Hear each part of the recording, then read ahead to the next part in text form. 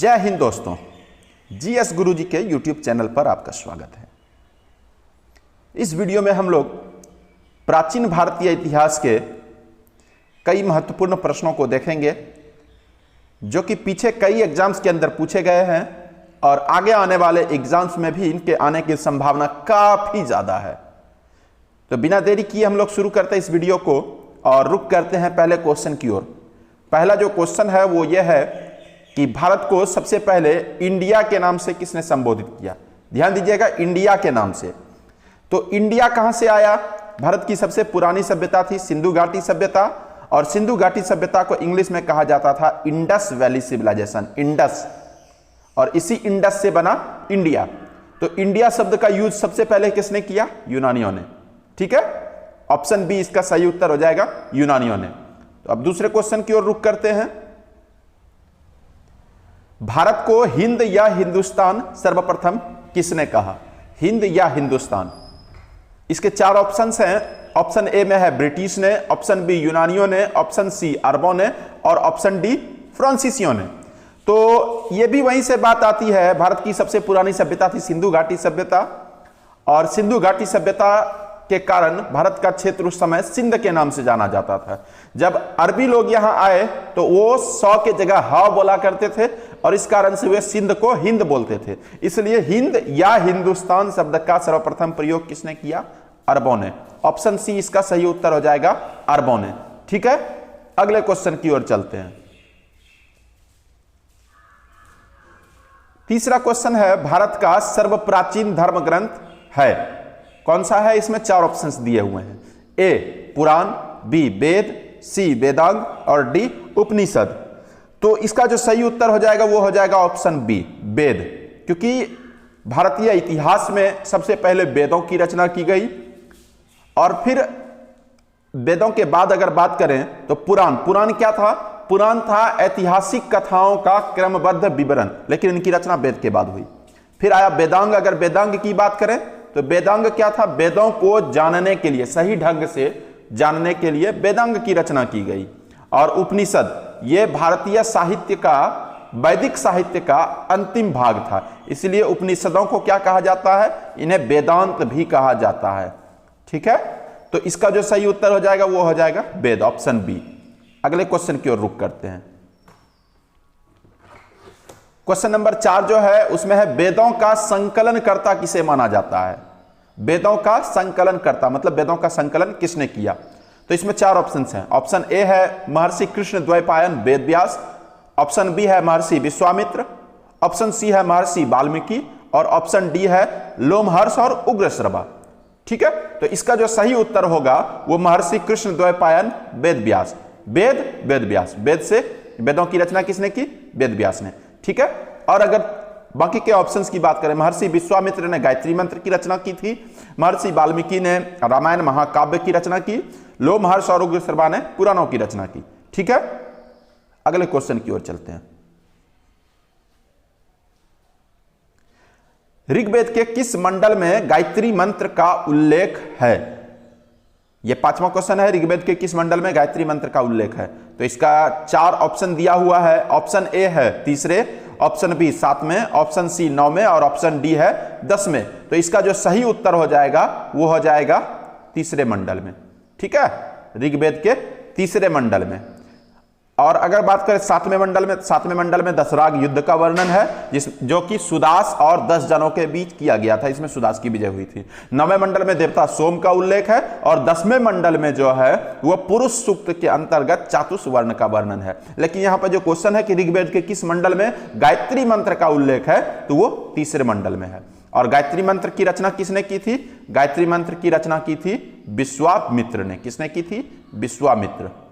ठीक है, विश्वामित्र। ओके, अगले क्वेश्चन की ओर चलते हैं। Question number 6। छठा जो क्वेश्चन है वो ये है कि ऋग्वेद में सर्वाधिक शक्तिशाली देवता किसे माना गया है?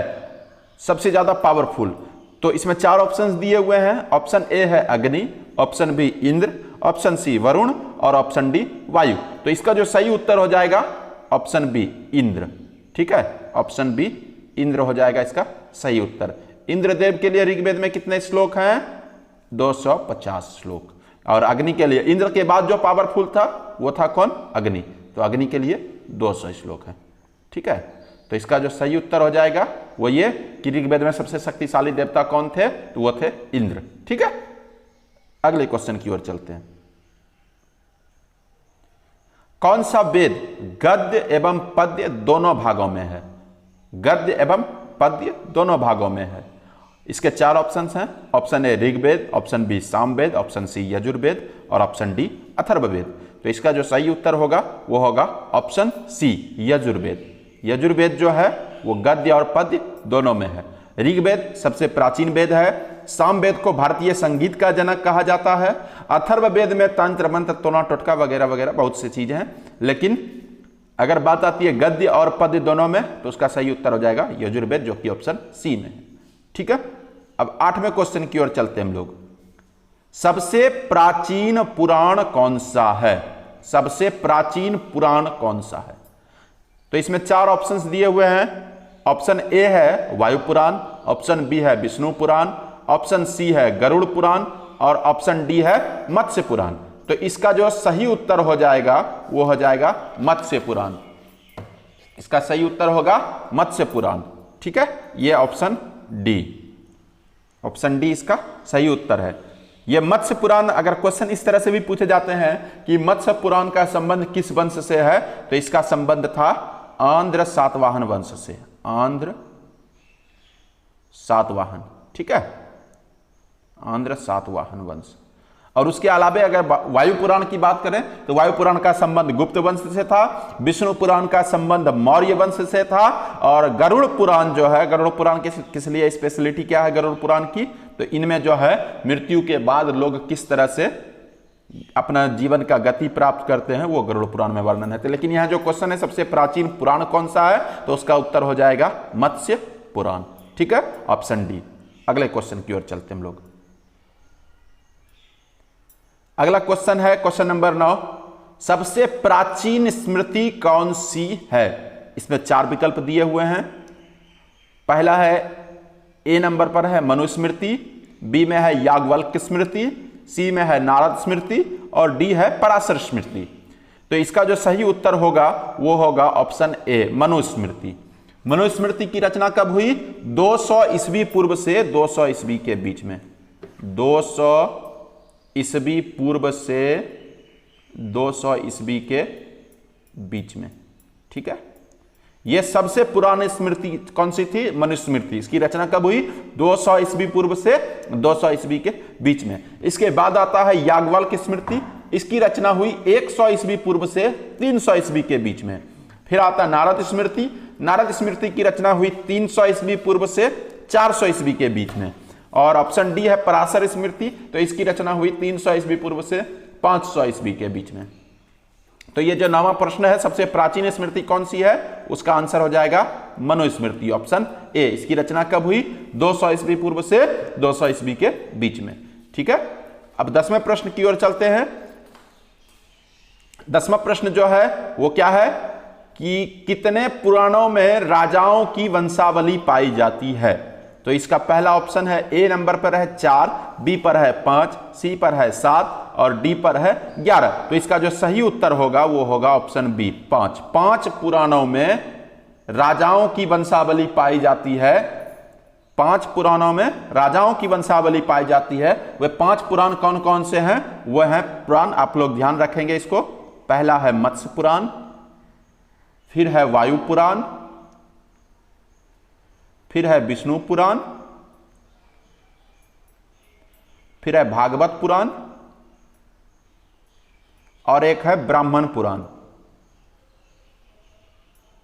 ब्राह्मण पुराण। 5 पुराणों में राजाओं की वंशावली पाई जाती है। कौन कौन से 5 पुराण हैं?